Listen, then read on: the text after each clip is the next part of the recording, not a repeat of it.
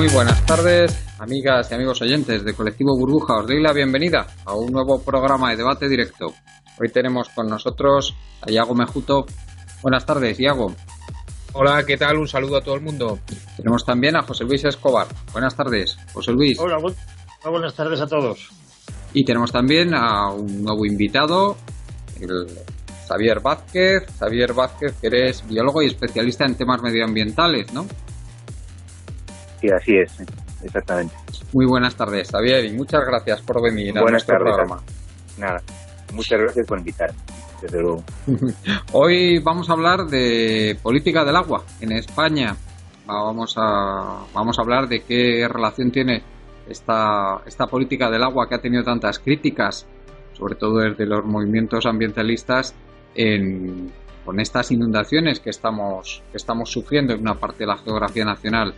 Vamos a hablar también de fuego especialmente en Galicia, que es lo que queda más próximo tanto a Xavier como a Iago, y también qué relación tiene esto con el eucalipto. Y por último hablaremos, aprovechando el centenario de la declaración del Parque de los Picos de Europa como Parque Nacional, pues vamos a ver en qué situación se encuentra y cómo se protege a estos parques nacionales en España en estos momentos, en qué situación se encuentra este parque concretamente, pues un poco como ejemplo de lo que está ocurriendo con los parques nacionales en España.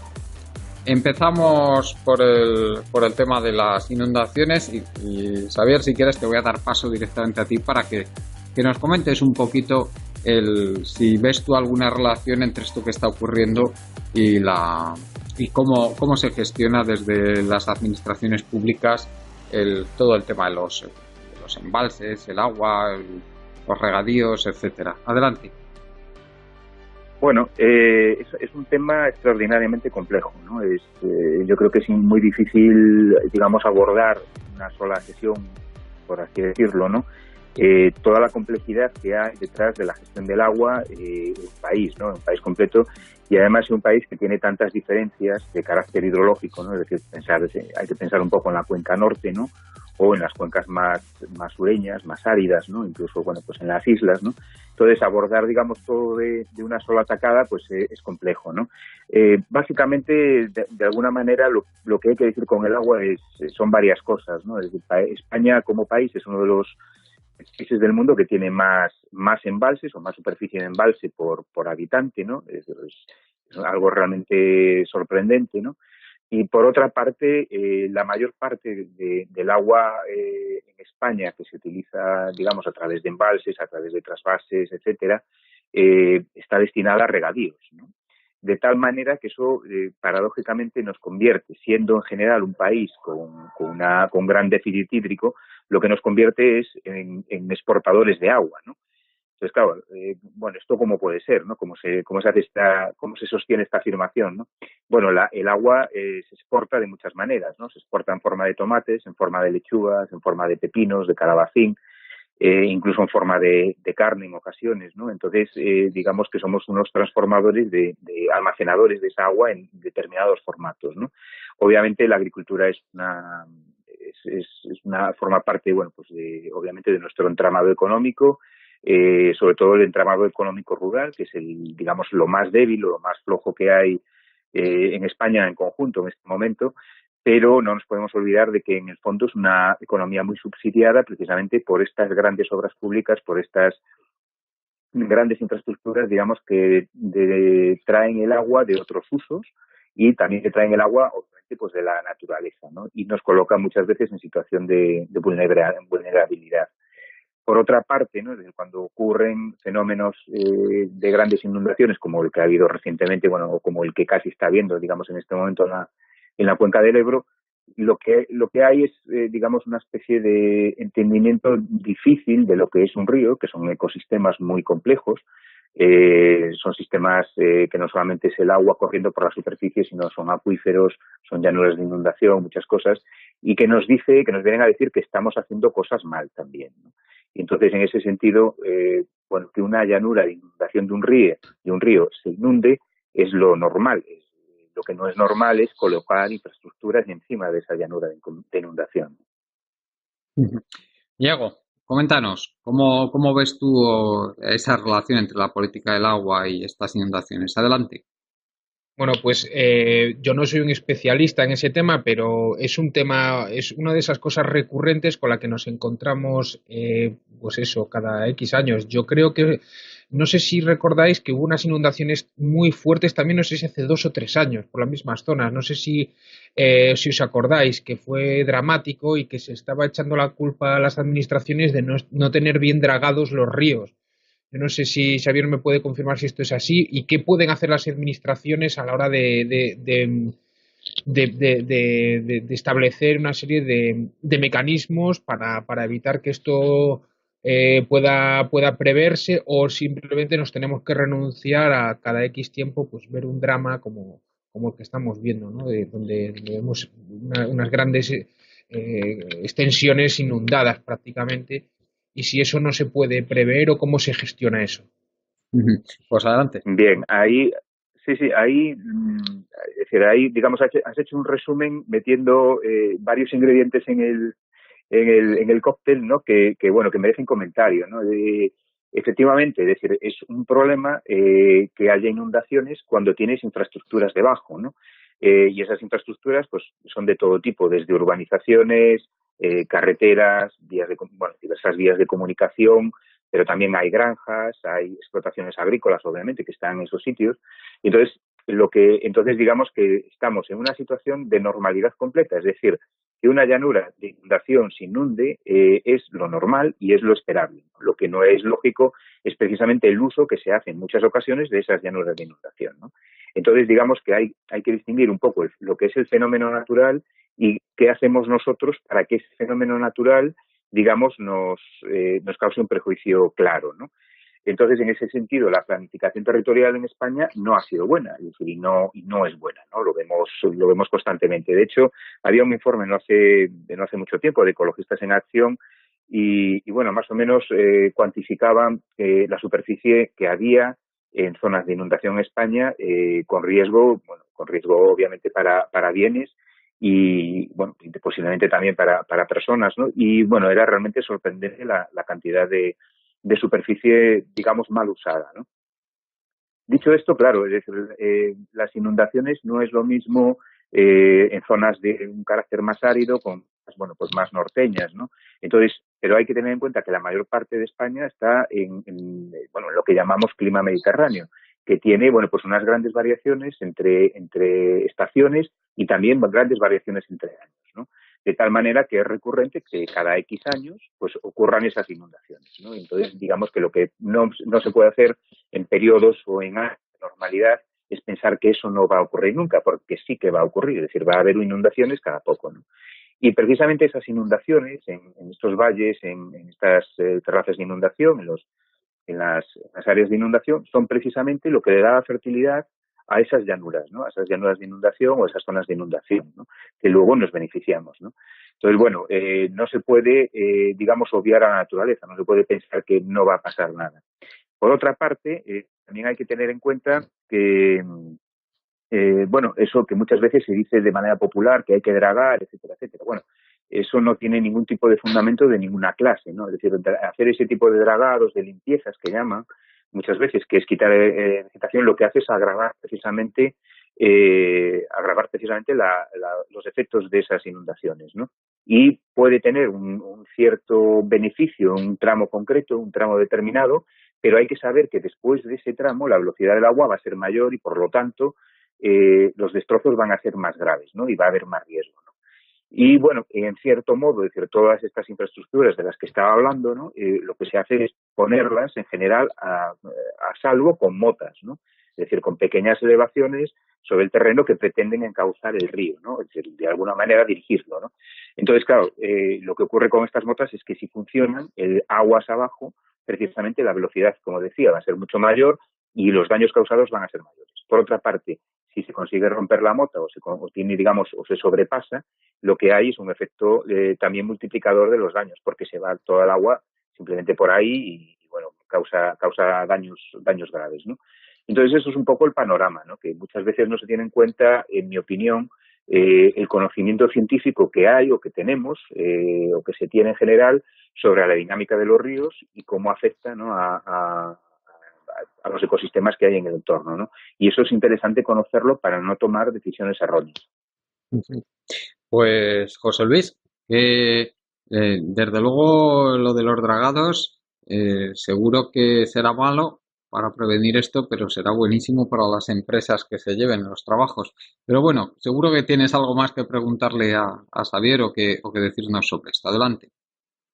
Bueno, yo, hombre, de esto conozco poco. Lo que conozco es por cuestiones profesionales en la cuenca del Segura. Vamos a ponerlo desde otro punto de vista. Claro, aquí en la cuenca del Segura, en todo el Mediterráneo, en esta zona lo que se necesita es el agua. El agua, están pidiendo el agua del Ebro, precisamente el agua que ahora se está inundando, está causando daños o está yéndose al mar. Entonces, aquí lo que se pedía es un sistema que encauzara ese agua o que lo embalsara para aprovecharlo luego en esta zona. Pero eso es un problema. Ahí Zapatero dijo que mientras él fuera presidente jamás se trasvasaría el agua del Ebro al Segura o a esta zona. Pero hay más. Yo lo que he observado en el tratamiento o en la administración del agua es un problema de corrupción de una envergadura impresionante.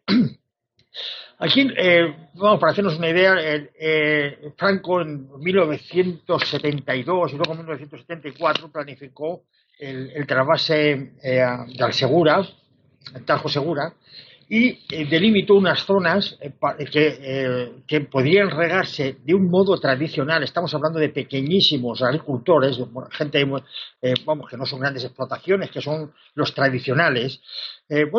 Acotó un área para que fuera regada con el volumen de agua que se trasvasa.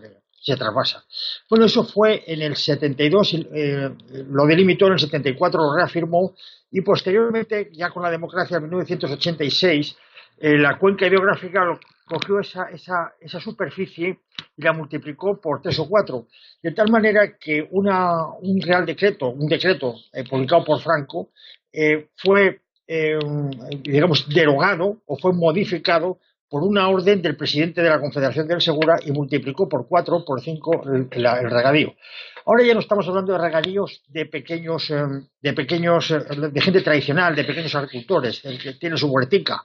Estamos hablando de regadíos en esta época ya de la democracia, a partir de 1986, de grandísimas explotaciones, casi de multinacionales que elaboran o plantan esos tomates y esos pepinos que decíamos antes. Como consecuencia de esto, los pequeños agricultores, los tradicionales, los han secado el agua o les llega agua de muy mala calidad. El sobrante o del Segura, en fin, aquello prácticamente envenenan la tierra cuando riegan con ese agua. ¿Cómo se ha producido esto? ¿Cómo se ha llegado a esta situación? Bueno, a todo esto, debido a estos manejos, el Mar Menor lo han matado, literalmente. El Mar Menor ahora mismo es una cloaca, no tiene vida. Pues antes tenía medusas que eran procedentes de los nitratos o nitritos de los abonos de las grandes explotaciones. Se alimentan de nitritos o nitratos y había muchísimas medusas. Prácticamente ibas con un barco y las cortabas. La proa del barco se abría camino entre ellas. Actualmente no hay ni medusas, se han muerto. Y esto ha sido por la cantidad de cultivos, de grandes extensiones de cultivos intensivos, regados con agua que antes era de los agricultores tradicionales y que ahora los han... El daño ecológico que han causado a esta zona ha sido terrible. Como ves, el problema del agua tiene muchas facetas. Tiene una faceta de equidad, tiene una faceta también de reparto en cuanto al norte y el sur, tiene una faceta de una injusticia enorme con los pequeños agricultores, con las comunidades de regantes, que los hombres están... yo es que no me explico cuando supe el problema, cuando vinieron al despacho a explicármelo, yo me hacía cruces cómo es posible que se llegue a una situación de que en 1986 una orden de un presidente de una confederación hidrográfica anulara un decreto, que eso, claro, es nulo de pleno derecho, pero vamos, de arriba abajo, y que desde entonces hasta ahora nadie lo hubiera metido en un contencioso administrativo, lo hubiera metido en procedimiento penal, hasta tal extremo que bueno, yo lo que hice fue unas instancias avisando, y dice, bueno, está pasando esto, y hay dos opciones. Una, ustedes cortan el regadío a esta zona ilegal, o dos, me voy a jugar de guardia y ahí lo dirimimos. Pero no solo eso, es que posteriormente, a 1986, se volvió a cuadruplicar la superficie regable otra vez de forma ilegal. Bueno, todo esto ha causado un daño ecológico terrible. Y esto sin hablar de los campos de golf o de las piscinas que también hacen uso de ese agua. Estamos hablando no solamente, por decía Xavier, que es más complejo, no solamente del agua de trasvase, sino de los acuíferos. Los acuíferos están siendo o sobreexplotados por las grandes. Mira, por ejemplo, los agricultores tradicionales a lo mejor tienen un pozo o un sondeo de 100 metros. Los grandes explotadores hacen un pozo, un sondeo de 300 metros, de tal manera que les roban el agua, claro, sin entrar en su tierra. Sencillamente poniendo un sondeo más bajo los robas el agua. La situación que hay en la cuenca del Segura, hombre, porque es gente muy pacífica, pues son los gente de la huerta de toda la vida. Pero si esto da con una gente un poco echada para adelante, yo creo que hay problemas. Y luego, si quieres, más adelante analizamos el problema de la corrupción que ha generado esto y cómo esa corrupción se ha filtrado en la sociedad y qué consecuencias ha tenido. Pues, ¿qué tienes que comentarnos, Xavier, de lo que nos dice José Luis? ¿Qué opinas de lo que nos ha dicho? Bueno, que es, como decía, efectivamente es un tema muy complejo y esta es una de sus ramificaciones, ¿no? Precisamente, ¿no? El tema de las aguas subterráneas también en España es muy grave, es decir, tenemos muchos acuíferos. Los acuíferos, lo que hay que tener en cuenta es que son como un almacenamiento temporal en general de agua, es decir, les entra a un ritmo por determinados puntos y si nosotros extraemos esa agua y superamos, digamos, el ritmo de entrada, nos estamos cargando el acuífero, que es lo que ha pasado, pues con muchos acuíferos en España y podemos citar, pues, como dos casos paradigmáticos, ¿no? En la Mancha, afectando, pues a los ojos del Guadiana, por ejemplo, que ya prácticamente han desaparecido o han desaparecido sin más, o incluso, pues lo que afectó al Parque Nacional de las Tablas de Daimiel, precisamente, ¿no? Y otro afecta a otro parque nacional, que es el Parque Nacional de Doñana, con miles de pozos ilegales que extraen agua constantemente. Y entonces eso lo que provoca precisamente es la destrucción de ese acuífero, ¿no? Al final lo que hay es un problema generalizado, como casi siempre, y es que hay determinados beneficios privados, pero los problemas son públicos, es decir, nos vienen a todos a través, pues del deterioro del medio ambiente y aún encima, como bien decía José Luis, nos viene precisamente por el tema de es que nosotros aún encima estamos financiando públicamente determinadas obras, digamos, que nos perjudican, como decía, públicamente, nos perjudican nuestro bien común, pero los beneficios son estrictamente privados, ¿no? Entonces, ahí al final, cuando se deja pasar el tiempo con este tipo de situaciones, lo que se crea, pues son intereses que muchos de ellos ni siquiera voy a decir que son ilegítimos, porque, la gente también necesita comer, ¿no? Pero el problema es que claro, tenemos una situación que revertirla costaría dinero a personas, ¿no? Y eso es lo que hemos permitido, ¿no? Digamos que hemos caído o nos hemos puesto a nosotros mismos como sociedad una trampa, ¿no? Y en ella nos hemos metido. Muy bien, pues yo no sé si queréis añadir algo más sobre este tema o... Yo no, yo me gustaría saber qué opina él sobre el tema de los trasvases. Si Xavier está, desde el punto de vista ecologista, ¿cuál es la visión más predominante en el mundo ecologista? Yo creo que es más bien contrario, ¿no? Por lo que yo sé. Sí, digamos que un trasvase es una situación de emergencia, ¿no? Es decir, es cuando hay que, se puede ver así si se quiere, ¿no? Es decir, cuando se decide hacer un trasvase de agua de una cuenca a otra, es decir, que eso básicamente es lo que es un trasvase, ¿no? Como ocurre en este momento con el trasvase del Tajo, etcétera, eso sería para una situación de emergencia absoluta, ¿no? Lo que no puede ser es destruir, digamos, cuencas enteras, es decir, cambiar la dinámica hídrica de cuencas enteras simplemente por unos intereses privados muy concretos y muy localizados, ¿no? Y entonces eso, claro, es decir, aún encima son unas obras carísimas que tienen un coste ambiental extraordinario, brutal, ¿no? Y entonces, pues claro, lo que hay que hacer es precisamente evitarlos, ¿no? A tratar de hacer una gestión de los recursos y del territorio que trate de consumir el agua que hay, no más agua de la que hay, ¿no? Claro, se comentaba decir, es que una cosa que se escucha mucho es que esa agua que se pierde ahora en el mar, ¿no? El agua no se pierde en el mar, todos los niños estudian el ciclo hídrico en el cole de muy pequeñitos, y si rompemos ese ciclo hídrico, pues estamos creando problemas muy, muy graves, ¿no? Y puedo poner un ejemplo, es decir, el delta del Ebro en este momento precisamente es un delta que está en regresión, es decir, nos estamos cargando superficie terrestre además muy valiosa, ¿no? Es decir, tanto ambientalmente como incluso, bueno, pues desde el punto de vista agrícola, etcétera, ¿no? Y luego, claro, es decir, si no llega esa agua al mar, esos flujos, bueno, pues la pesca se resiente el marisqueo, todas las comunidades litorales lo pasan mal, hay problemas incluso, bueno, pues de medusas, etcétera, etcétera, que son, bueno, como pequeños efectos colaterales son de un gran problema, ¿no? Otro ejemplo muy grande, muy significativo, paradigmático que tenemos, es precisamente lo que ha ocurrido en el delta del Nilo, ¿no? La comunidad de pescadores que había en torno al delta del Nilo, en el mar Mediterráneo, era muy, muy grande, con unas pesquerías realmente, realmente extraordinarias. Bien, desde la construcción de la presa de Asuán, es decir, toda la fertilización del mar y toda la llegada de agua que llegaba, digamos, al delta del Nilo se ha perdido y las comunidades pesqueras prácticamente, bueno, se han quedado en la miseria, ¿no? Por no hablar del deterioro ecológico en sí mismo, ¿no? Entonces, bueno, que las cosas son más complicadas de pensar siempre en cañerías o como tubos, ¿no? Y, bueno, gestionar el agua como si estuviéramos hablando del agua, pues, de un circuito cerrado, porque no es un circuito cerrado exactamente, ¿no? Pues no sé si queréis que pasemos ya a hablar un poquito del tema del eucalipto, del tema del fuego. Entonces, a mí Sí. me gustaría comentar, Yago, bueno, si quieres dar tú la introducción, porque creo que hay novedades, tanto respecto al tema del eucalipto como respecto a si hay o no hay mafias sobre el fuego, ¿no? Sí, bueno, es un tema que ya lo tratamos en algún programa cuando fueron los incendios aquellos y yo me comprometí a darle pues un seguimiento, ¿no? Al tema, no dejarlo morir y convertirlo en una especie de noticia anecdótica, sino ver cómo iba continuando el asunto.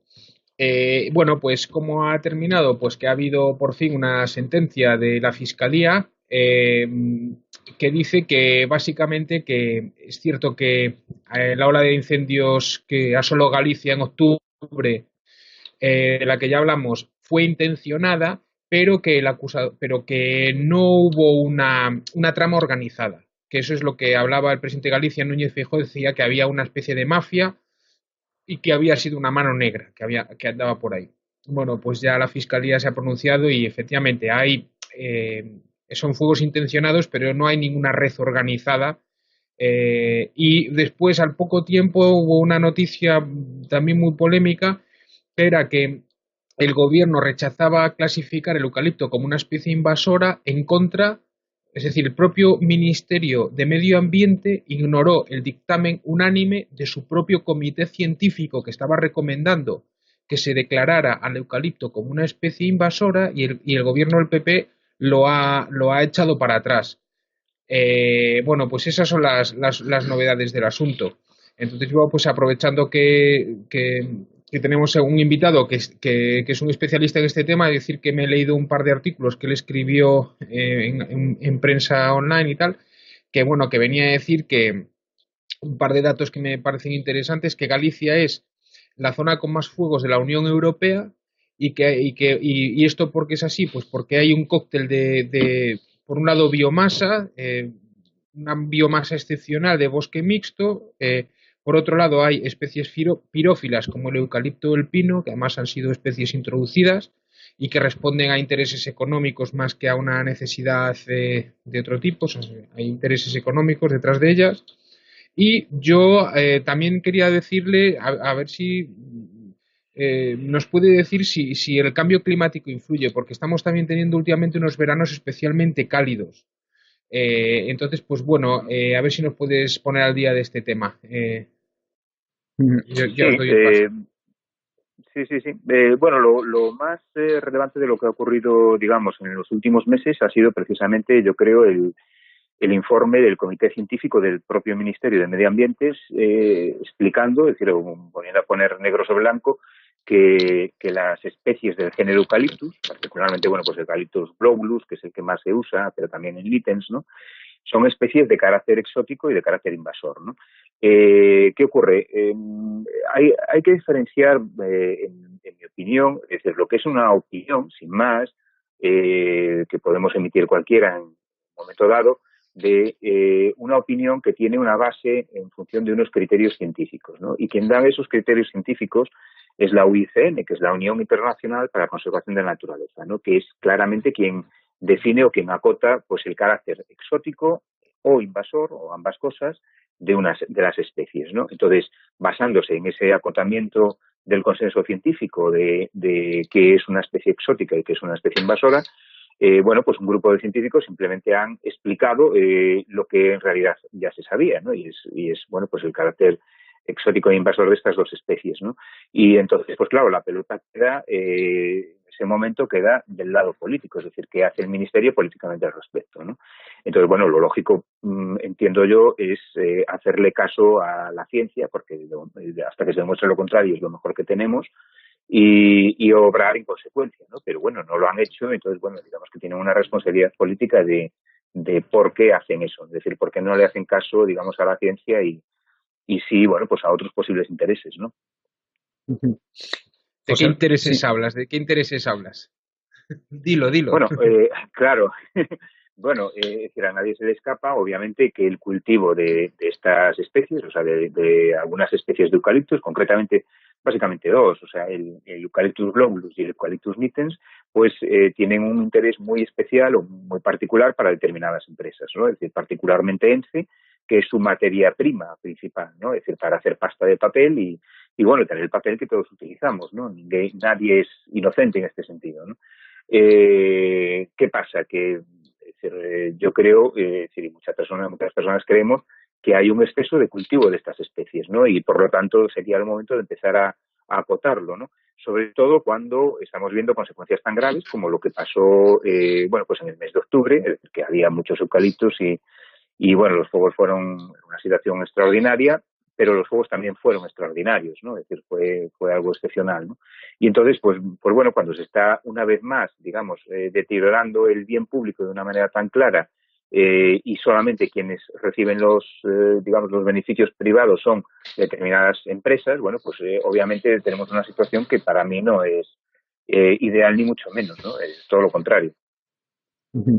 José Luis, no sé si quieres preguntarle algo a Xavier o comentar algo sobre esto. Sí, mira, yo es que sí me gustaría comentar con Xavier las observaciones que he ido sacando cuando, pues por estos diferentes casos por diferentes casos relativos a lo que es el medio ambiente, por los abusos o los delitos que se cometen. Yo he observado lo siguiente.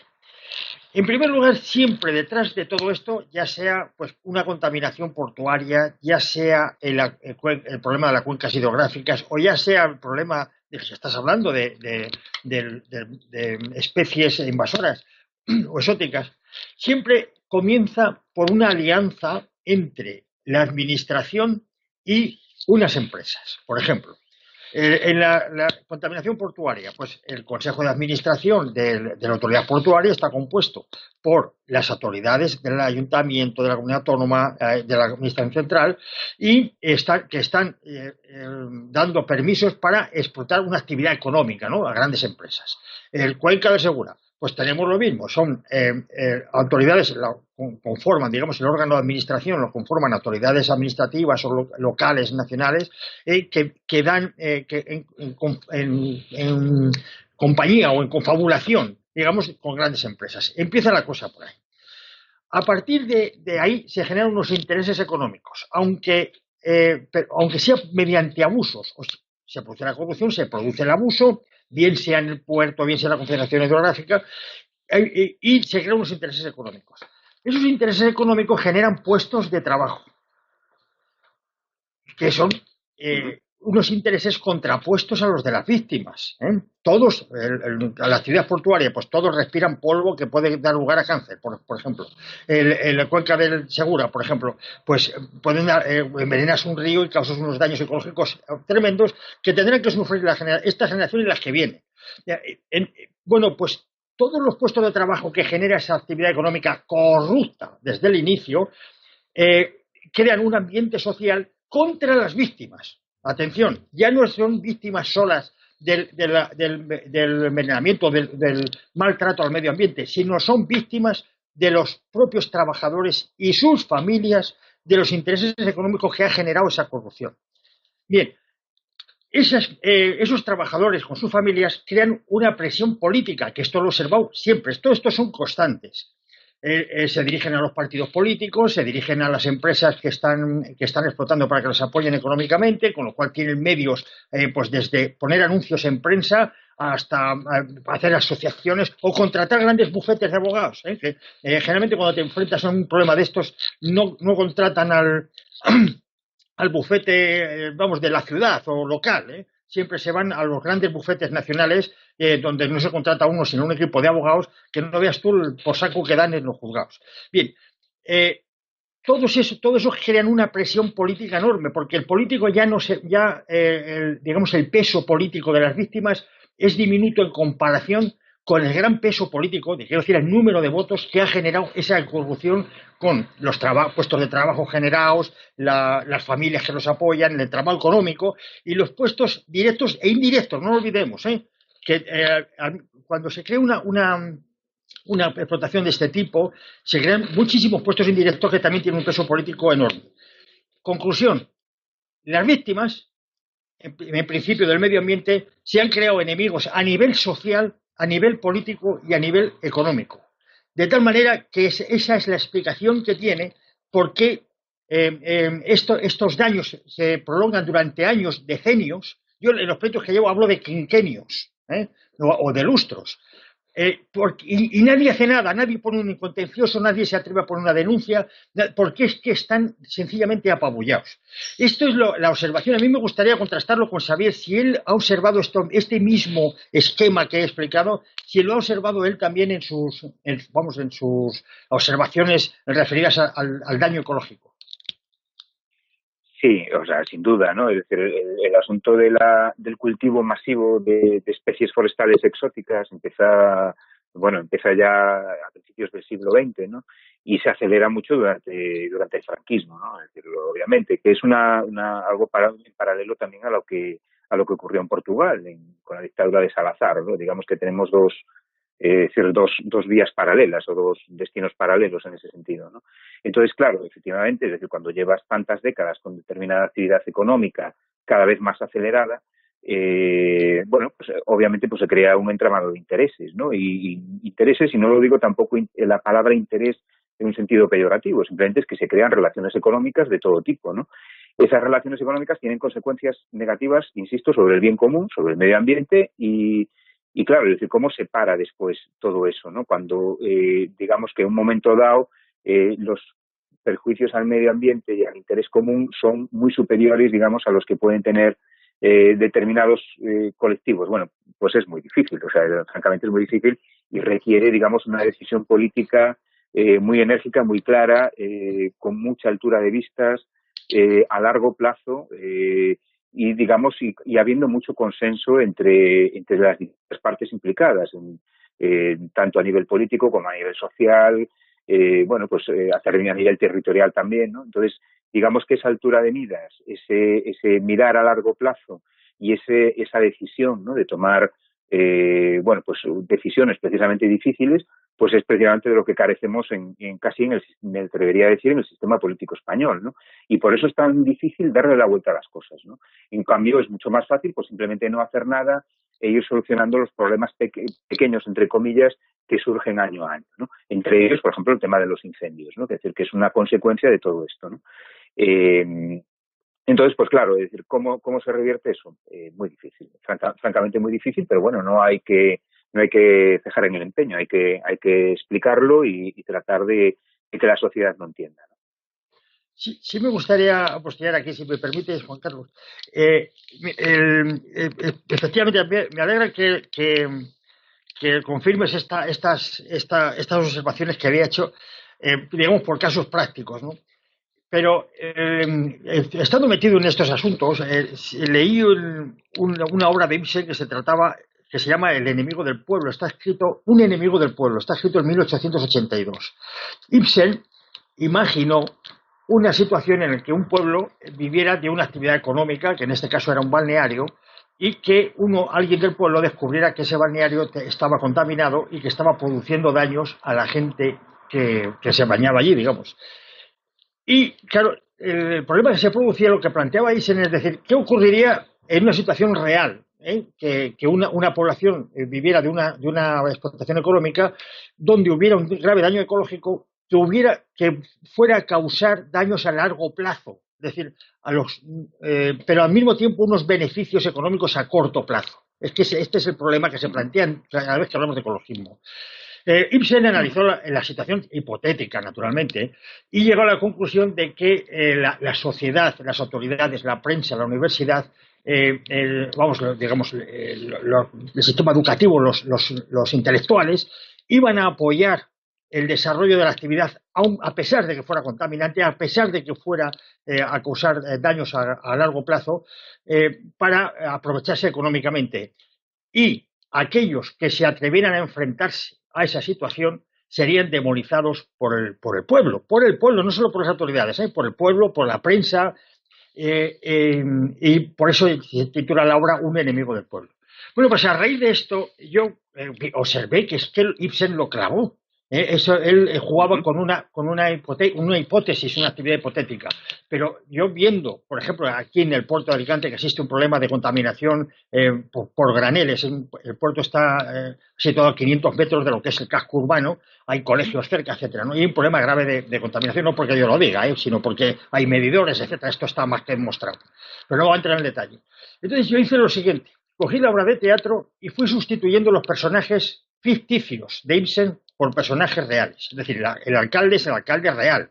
El concejal de medio ambiente es el real, el que está. La prensa es la real. La universidad que hizo informes, digamos, nutridos o financiados por la autoridad portuaria, que es la causante de la contaminación, emitió informes un poco discutibles técnicamente, es la real. Es decir, lo mismo que hizo Ibsen, pero transportando su hipótesis a personaje real en un caso real.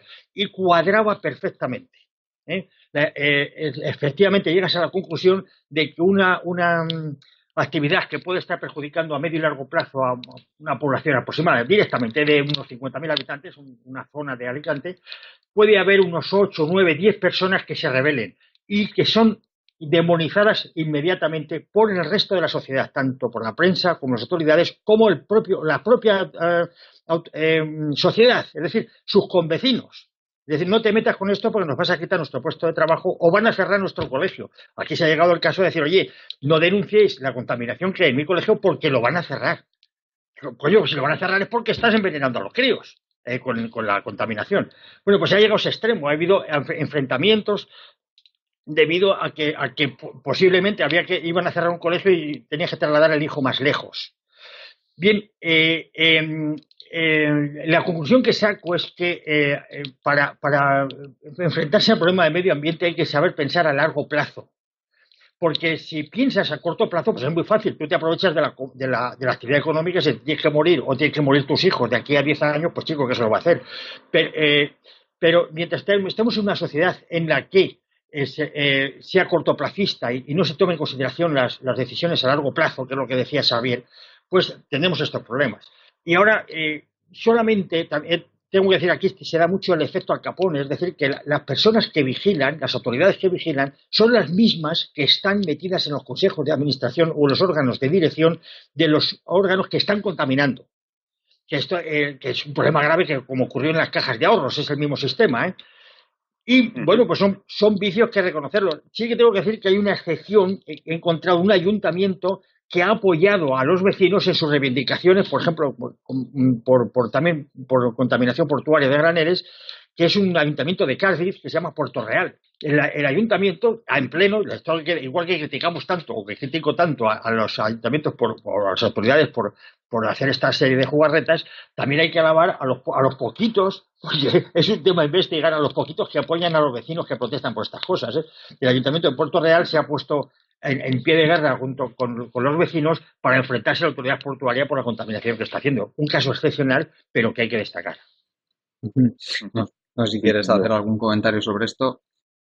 Sí, bueno, sí, bueno, pues que que Ibsen lo clavó, obviamente, ¿no? Esa es una situación, bueno, pues que se da siempre y bueno, y hay que decir, claro, en este contexto siempre hay que decir ahora la coletilla de moda, y es que bueno, es que esto es sostenible, siempre estamos hablando con sostenible, ¿no? Y entonces nos están vendiendo unas cosas con lo de sostenible que bueno, que no se pueden soportar, que no lo son, ¿no?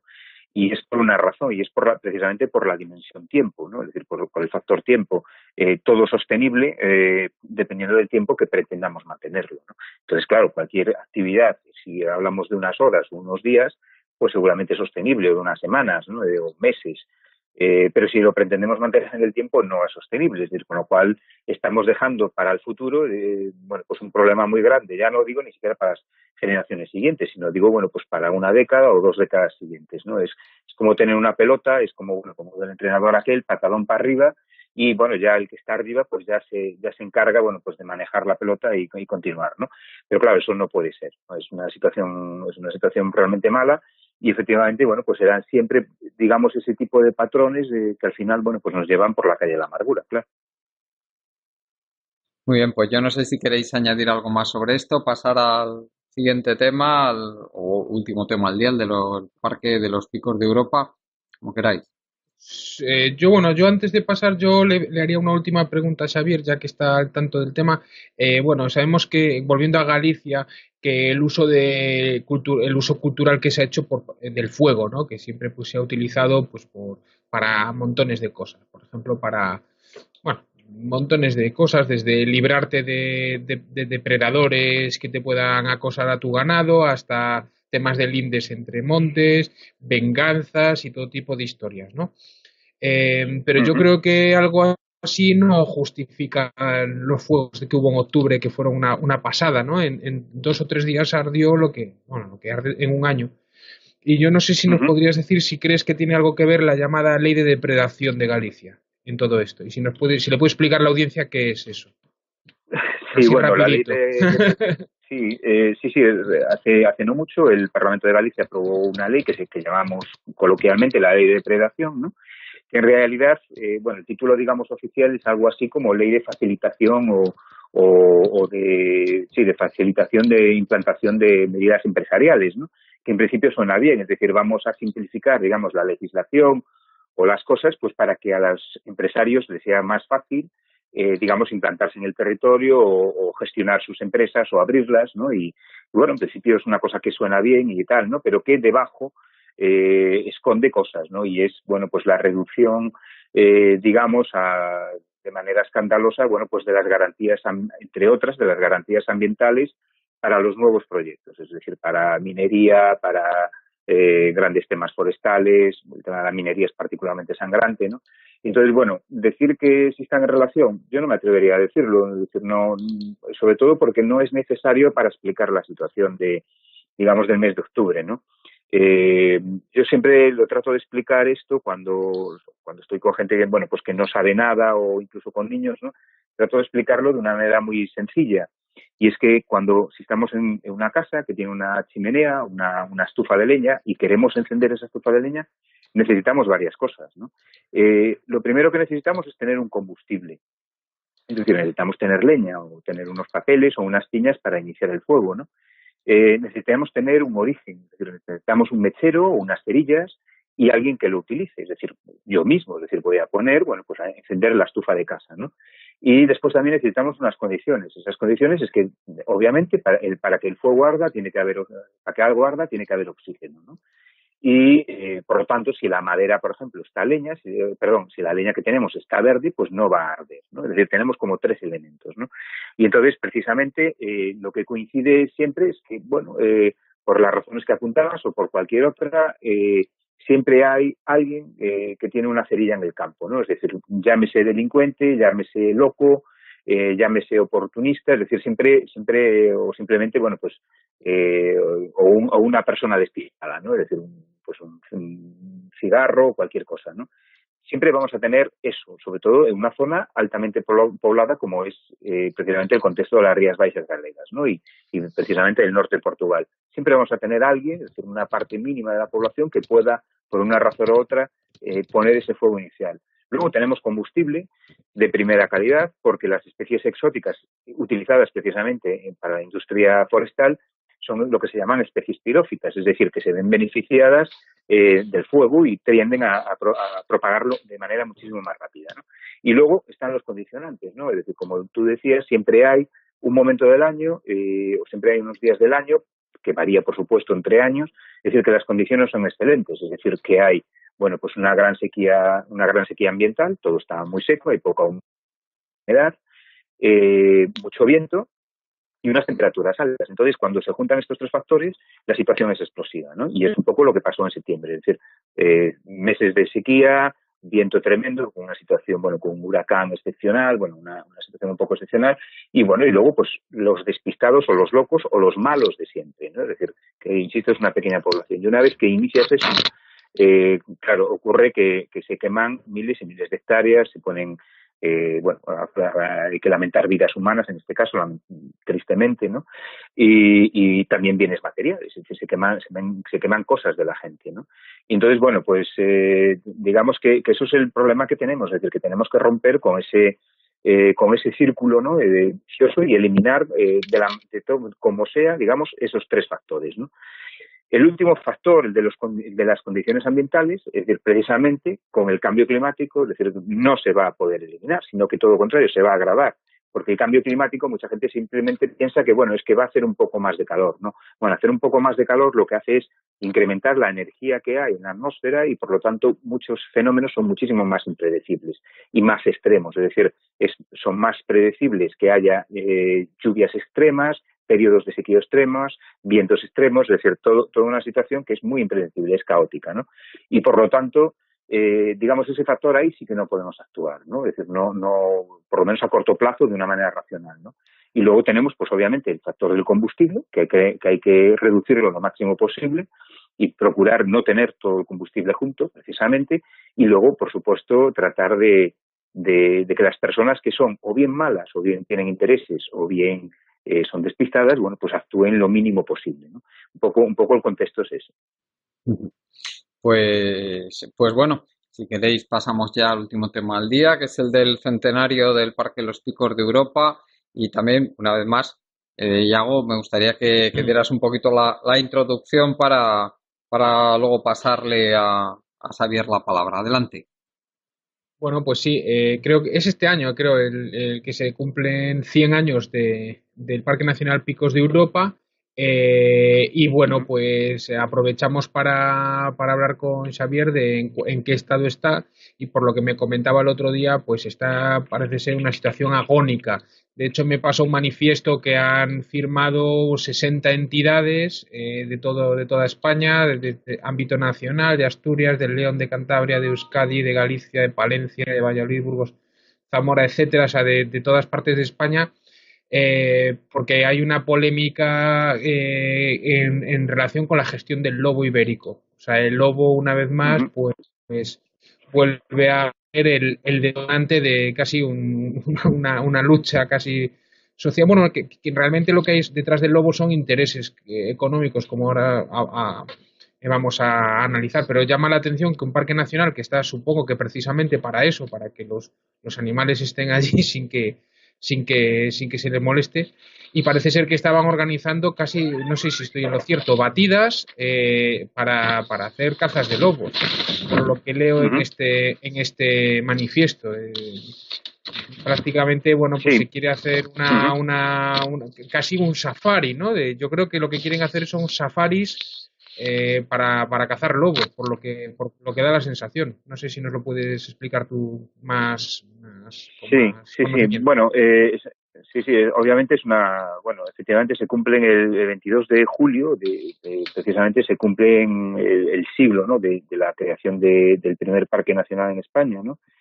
Muy poco después del Parque Nacional de Yellowstone en Estados Unidos, ¿no? Que en ese sentido España en su día, bueno, pues fue no sé si decir avanzado, ¿no? Pero bueno, que estuvo a la vanguardia, pues de esto, ¿no? Es decir, bueno, pues crear un parque nacional en aquella época, el famoso Parque Nacional de la Montaña de Covadonga, ¿no? El asunto es que un parque nacional general, lo que es, digamos, el nivel máximo de protección de la biodiversidad en un país, ¿no? Es decir, los parques nacionales son las joyas de la corona. Es decir, no es que toda la biodiversidad de un país dependa de esas superficies, ¿no? de esos lugares, pero sí son el ejemplo más representativo de determinados tipos de ecosistemas, determinadas comunidades de animales y vegetales, ¿no? Y determinados tipos de paisaje, y por lo tanto el nivel de protección debería ser, ¿no? Entonces, en esta situación, lo que nos encontramos en este momento en Picos de Europa, una situación ya arrastrada desde hace años, es que justamente el Parque Nacional de Picos de Europa es el único parque nacional que hay en España que tiene uno de los depredadores apicales, una de las joyas de la fauna ibérica, que son los lobos, ¿no? No ibérica, sino diría mundial o por lo menos europea, ¿no? Y entonces, bueno, esto que debería ser motivo de alegría, motivo, bueno, de felicitación y motivo de congratulación para todos, pues es todo lo contrario, al parecer, ¿no? Entonces, lo que es absolutamente insólito es que se elabore, que ese es el problema actual, que se elabore un protocolo de eliminación de este componente tan importante de los ecosistemas, en este caso del Parque Nacional, de los ecosistemas cantábricos o del norte de España, precisamente dentro de un parque nacional, es decir, para eliminar este depredador apical, ¿no? Y esto es algo absolutamente, bueno, por decirlo suavemente, es absolutamente insólito, ¿no? Es decir, fuera de cualquier mente perversa que se le pudiera ocurrir semejante cosa, ¿no? ¿Por qué se hace esto? Bueno, también lo que es sorprendente es que precisamente en el Parque Nacional de Picos de Europa exista una carga ganadera tan brutal como hay, ¿no? Es decir, obviamente hay muchas familias que viven de ello, pero la carga ganadera en este momento supera con creces lo que es aconsejable para el mantenimiento de los ecosistemas y también para el mantenimiento precisamente de las comunidades vegetales del paisaje precisamente de Picos de Europa, ¿no? Es decir, porque ahí, si hay ganado, no hay otras especies, es decir, la productividad de los territorios no es infinita, no es ilimitada, ¿no?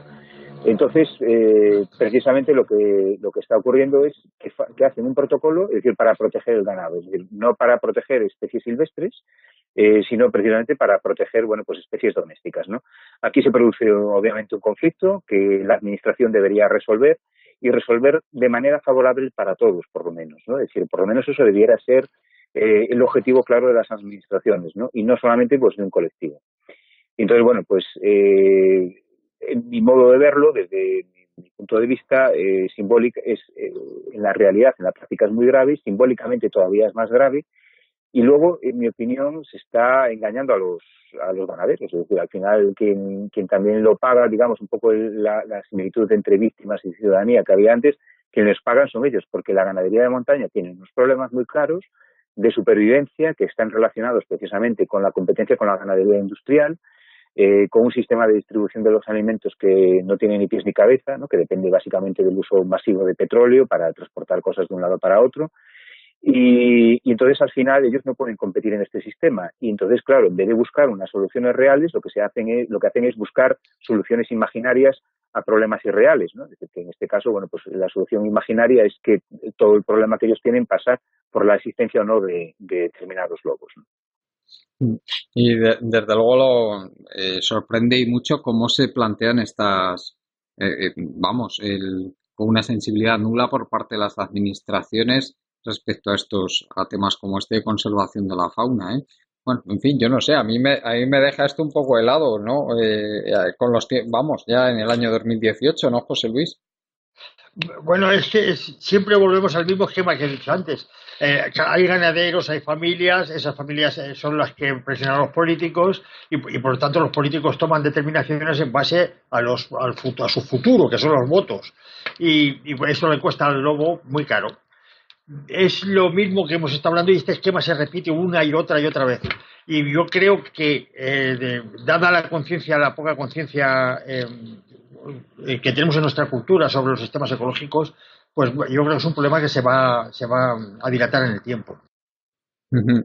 No sé si quieres añadir algo más sobre esto, Iago. Bueno, el Parque Nacional de Picos de Europa, pues lo que decís, a veces parece más un parque temático, más que un parque nacional, ¿no? Y yo no sé si los parques nacionales van en ese camino de convertirse más en parques temáticos, más que reservas reservas ecológicas con alto valor ecológico, se supone. Entonces, claro, el Parque Nacional en sí, como es muy bonito, como tienes la ruta del Cares, como tienes Fuente D, como tienes Potes al lado, tienes Arenas de Cabrales, tienes todo tal, es un imán para que la gente vaya en verano. Yo de hecho lo he ido, y eso genera que haya pues un comercio de proximidad. Yo creo que a lo que os referís, a todos esos ganaderos están teniendo están sobreviviendo, yo creo, más que nada por el tema turístico, ¿no? Por un comercio de proximidad que les va allí literalmente a comprar pues los quesos, el queso azul, el de Valdeón, el Cabrales, no sé qué, cuatro cosas, ¿no? Pero lógicamente el parque tiene un atractivo precisamente porque porque tiene un atractivo ecológico también. Entonces eso yo creo que hay que cuidarlo. Pero yo creo que ahí están esas dos historias, ¿no? Lo que es por un lado como parque nacional y otro como parque temático. Y es difícil compaginar esas dos visiones, ¿no? Sí. Bueno, sí, difícil, sí, es decir, nadie dice que las cosas sean fáciles, ni mucho menos, ¿no? Lo que pasa es que, bueno, no podemos obviar el hecho de que un parque nacional se crea para proteger la biodiversidad, ¿no? Entonces, por lo tanto, cualquier cosa que vaya en contra de los intereses de eso, pues, digamos, pone en duda la existencia del propio parque nacional, ¿no? También que hay que decir que efectivamente, como se desprende de tus palabras, precisamente la creación de un parque nacional, de una figura de este peso, lo que trae son muchísimos beneficios para la población por otras vías, es decir, porque el parque nacional se hace cargo de cosas para la población, de cosas importantes de todo tipo, ¿no? De mantenimiento de carreteras, de vías de comunicación, de pastos, de un montonazo de cosas, ¿no? Y por supuesto de la dimensión del turismo, es decir, que no es obviable ni mucho menos, y digamos, de los productos que se sacan de allí, de la marca que tienen, porque eso es decir, lo que más cuesta para un producto hoy en día es tener marca. Es decir, una vez que tienes la marca, tienes la mitad hecha, ¿no? Independientemente de cómo sea el producto, lamentablemente, ¿no? Y entonces, pues claro, hay una serie de beneficios que no se están poniendo sobre la mesa y solamente se ponen los, digamos, los puntos no malos, pero sí los puntos, digamos, un poco más conflictivos, ¿no? Y yo creo que eso es otra huida hacia adelante, ¿no? Porque no se va a solucionar nada matando algunos lobos, ¿no? Y en ese sentido lo que quería traer a colación es, una vez más, el conocimiento científico existente, lo que nos dice es que para que realmente tenga efecto de disminución de los daños a la cabaña ganadera, el hecho de matar lobos, hay que matarlos todos, ¿no? Como si dijéramos de alguna manera. Porque cuando se matan determinados lobos, lo que se hace es desestructurar las manadas, se vuelven, digamos, los grupos familiares se vuelven más débiles en sí mismos, desestructurados, y no pueden acceder a presas silvestres. Tienen que acceder forzosamente a presas fáciles, que son las presas domésticas, ¿no? Corriendo, obviamente, el riesgo brutal de tener, digamos, pues de que te persigan, ¿no? Y de tener problemas de otro tipo, ¿no? Entonces, claro, es decir, es al revés, justamente, ¿no? Es decir, lo que van a hacer es matar lobos para tener más conflicto, ¿no? Y entonces la respuesta será matar todavía más lobos para que siga teniendo más conflicto hasta que se le vaya, digamos, el norte, o se le vaya la pinza a todo el colectivo, ¿no? Y eso es un problema muy grave, ¿no? Es decir, cómo gestionan... Sí. No, pero que a mí lo que se me ocurre a la vista de todo esto y la población local, ¿qué opina de todo esto? Porque claro, lo local... que yo deduzco, lo que estás diciendo es que realmente apoyan el exterminio del lobo. Bueno, a ver, a mí me cuesta mucho hablar en general de población local, porque luego... Bueno, mayoritariamente. Su padre y su madre, ¿no? Pero bueno, digamos que hay una presencia potente en el parque de gente ligada a los colectivos ganaderos, que al final, bueno, pues hay mucha gente que sí que tiene, bueno, pues esa visión de que sería mejor erradicar, digamos, los lobos, en este caso, los depredadores apicales, de la zona, ¿no? Y que eso les cuesta muchísimo. Entonces sí que hay obviamente una posición en este sentido, ¿no? Pero entonces, perdona, Xavier, que te interrumpa, pero entonces yo veo que aquí, que sí, que todo esto está muy bien, pero enlazando con lo que ha dicho José Luis, aquí el problema realmente lo tenemos con la mentalidad del votante, ni más ni menos. Es que claro, si la sensibilidad de la población respecto a estos temas es tirando a nula, como parece que es, Pero entonces el problema lo tenemos ahí realmente, no en que los políticos sean, pues, pues busquen los votos como sea, porque es que probablemente si la población tuviera sensibilidad respecto a estos temas, los políticos si buscaran votos, pues defenderían al lobo. Pues al fin y al cabo son Bueno, simplemente mercaderes de votos. sí. Bien, lo que pasa es que ahí estamos digamos, en el eterno debate, ¿no? ¿Qué es lo que modula la opinión pública? Es decir, si se modula de abajo arriba o de arriba abajo, ¿no? Entonces, en ese sentido, las administraciones públicas lo que tienen que hacer es mostrar, en este sentido y en todos, es mostrar siempre ejemplaridad, ¿no? Y dar ejemplo de lo que suponen las cosas. Es decir, entonces, si queremos tener un país que no sea corrupto, primero quien no tiene que ser corrupto es precisamente los de arriba, es decir, para que los de abajo podamos tomar ejemplo, ¿no? En este caso, hablando de un elemento natural, bueno, pues de la fauna silvestre, es decir, como es un lobo, si queremos que el lobo sea respetado, es decir, como un elemento más de los ecosistemas ibéricos, precisamente, es precisamente quien más lo debe respetar son las administraciones públicas, y de esa manera los demás podremos entender que eso es valioso y que eso es importante, ¿no? Pero las administraciones públicas en una democracia las elige el pueblo, quienes dictan las normas. Claro, entonces claro, eso, ¿cómo van a tener otra actitud diferente? ¿Cómo van a dar ejemplo de nada si son los elegidos por el pueblo? Bien, son los elegidos por el pueblo, pero porque se produce precisamente un sistema simbiótico entre uno y otro. Yo creo que eso no podemos olvidarlo nunca.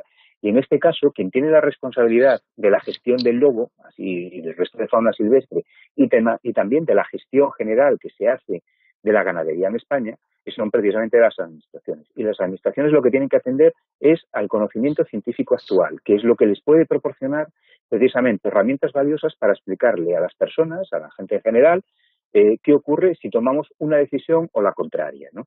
Y eso es lo primero que hay que decirles, ¿no? Entonces, si ellos no lo hacen, es decir, si van en contra de la decisión, del conocimiento científico actual, bueno, pues lo que están haciendo es simplemente engañar, ¿no? Entonces, claro, es decir, es muy difícil salir de esa dinámica, ¿no? Y por otra parte, es decir, poniéndonos en el pellejo de ganaderos que tienen animales, que tienen ganadería en un régimen extensivo, lo que hay que decirles es, señores, ustedes con este régimen, que es muchísimo más sostenible que, por supuesto, la industria cárnica clásica o la industria láctea, digamos, intensiva, en ese contexto, de esta manera, ustedes no pueden competir, ¿no? Pero son determinadas leyes de los mercados que benefician a determinadas personas, ¿no?